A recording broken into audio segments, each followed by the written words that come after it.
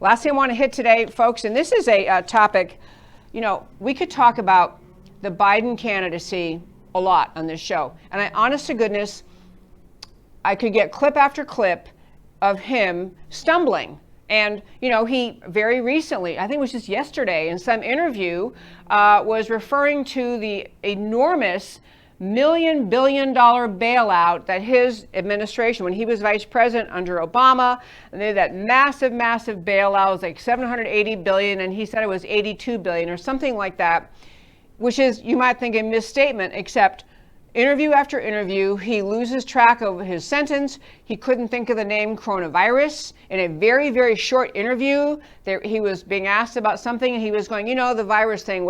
He couldn't think of that. So I don't want any person on the planet Earth to suffer from dementia. I actually really don't. I think he actually is suffering from some form of dementia, and I think it's cruel that the Democrat Party and his wife continue to prop him up and pretend that he can handle the job. I don't think he is there. I think if I played 35 or 40 clips in a row, you'd probably all agree with me, but I don't want to do that. I don't want to mock him, but what I do want to get at is this.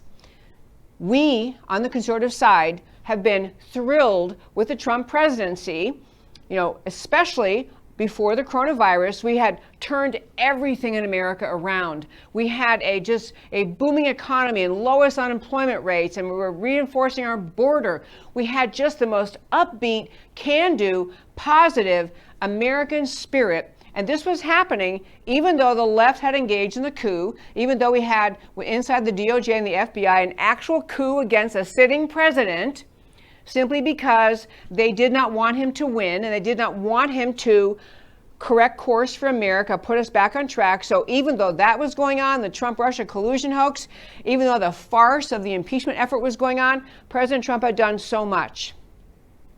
The way we have reacted to the coronavirus in this country, what Steve Moore was just alluding to, and what you, and the show, if you listen to my show very often, we have had the left and the media in this country trying very hard to stretch out the entire coronavirus economic disaster for as long as they can.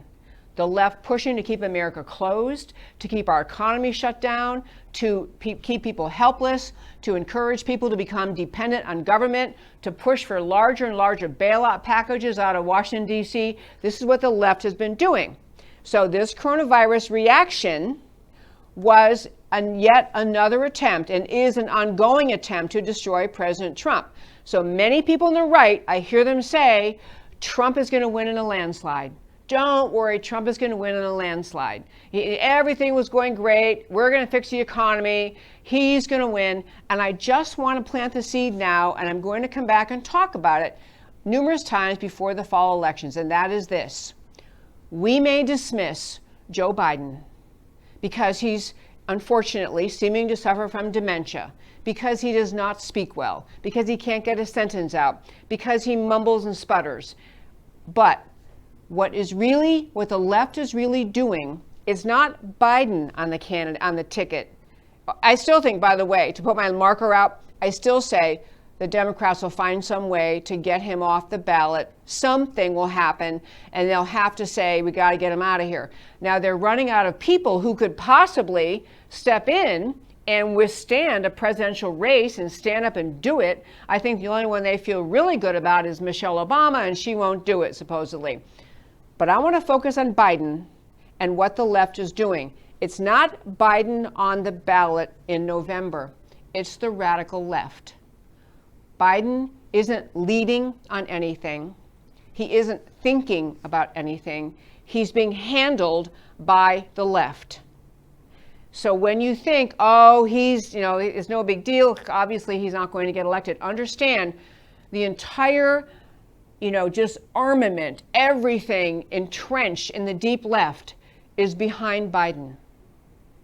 If Biden remains as a candidate, the entire entrenched deep state left is out to get him, out to support him, out to get Trump. And I'll tell you an interesting thing about Biden. I mean, to the extent you can attribute things to him based on his own speeches and positions. The traditional thing in politics is when you're in a primary, and it's true on the left and on the right, Democrat, Republican, when people are running in a primary, they tend to try to appeal to their base. So Democrats in primaries target the left, the more radical left in this country. They come out with very leftist positions. And Republican candidates tend to try to talk to the conservatives. They have conservative messages because they've got to win the primary. They've got to get those votes in. But then, once the primary is over and both parties have chosen their candidate, so you have a Democrat and Republican, the tendency for all time has been that the two candidates, once they have won their primary, they don't have to cater to the fringe and they run in the middle. They say things more palatable to a broad cross-section of voters because they want to get that middle swath of independent voters, the undecided. That's just fact historically. Biden has done the opposite, and it's very interesting. Biden won the Democrat nomination by pure being the only one on the stage who looked sane and wasn't socialist. I mean, I really want you to think about that. The entire Democrat voting base, the Democrat primary voters, had whatever it was, I can't remember the number, 16 or 17 candidates. And the one who emerged as the winner because he painted himself as the moderate, the reasonable. He's not a radical leftist. He ran during the primary more as a moderate. He didn't run as a Bernie Sanders socialist or Elizabeth Warren socialist, or you can run through all the names. He didn't run as a radical. He ran on, hey, you know, everybody knows me, Joe Biden. I can't even look presidential. I've been in the White House before. I have experience. I know everybody in Washington. You know, I'm your kind of mainstream Democrat guy. And he won the nomination. So he's done the opposite of what is traditional. He's now running for president, and having won the nomination, running as a centrist, he's now tacking to the left, or at least whoever is handling him is tacking to the left. He is now talking about things like the Green New Deal. Oh yeah, that's a great thing. Yeah, Green New Deal, yeah, that's me. I'm always a Green New Deal guy. I mean, the Green New Deal, if you don't ever listen to the show, you haven't before, you don't know about the Green New Deal. The Green New Deal has like this much to do with the environment and this much to do with climate change. It is the complete communist takeover of America. It is the surrender of the system of governance in this country. That's what the Green New Deal is. Biden, Mr. Middle of the Road, he's all of a sudden all for it. He's for relieving student debt for all these kids who have borrowed money and can't pay it back. He is taking on the leftist positions. As I said, he's now being handled and run by the left. This is where it's headed. The left is controlling him. He's not really the candidate in the terms you would normally think a candidate would stand for what he believes in. He would articulate his beliefs. He would defend them. He would find new ways to say them. He would give examples. Biden is not Biden the candidate. It's the radical left is the candidate. They're controlling him. He's just like a little puppet being controlled by the radical left. On top of that, the decision for who will serve him as vice president is also being controlled by the radical left. Now, you may have heard the name Stacey Abrams. We talked about her in the show before, a black woman. She was a former Georgia state representative. She ran for governor in Georgia. She came closer than people thought she might. Thank God she did not win, but she ran as a Democrat for governor in Georgia. Fortunately for America and freedom in Georgia, Brian Kemp won. But I'm getting a Stacey Abrams to say, people with their head on straight look at Stacey Abrams and they think, why would she seriously be considered as a VP potential candidate? I mean, Biden has committed, it's not a contract commitment, but he said he would pick a woman VP. So his VP choice, given he's not there mentally, is really important. It's really, really important. And so he's been talking to Stacey Abrams. She's running a one-woman PR campaign for herself.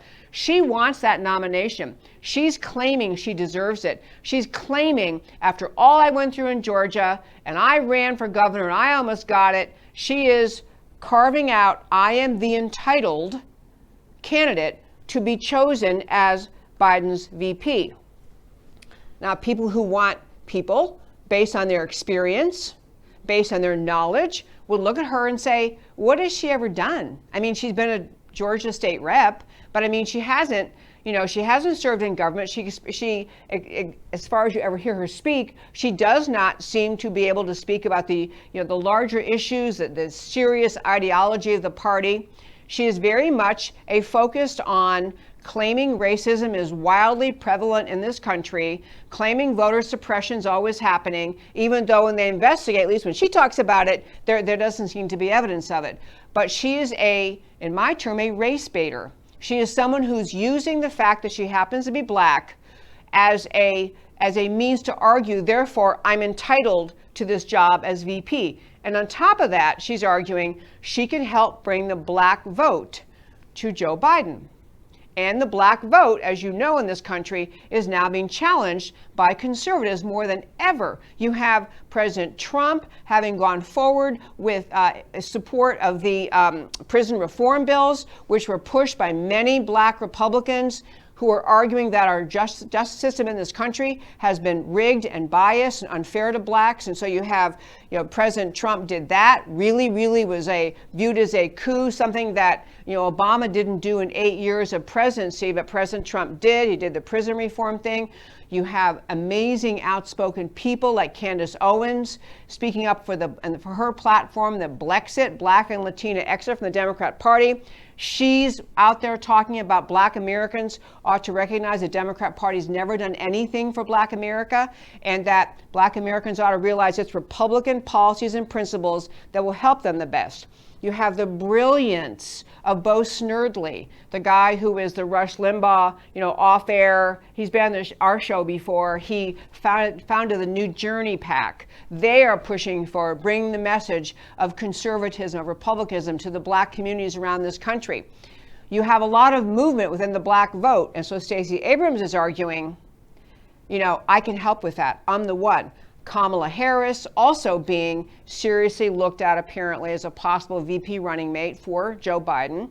And then the last one, which is kind of amazing, is this woman who is the governor of Michigan named Whitmer. And she is to the conservative viewpoint, you're thinking, you have to be kidding.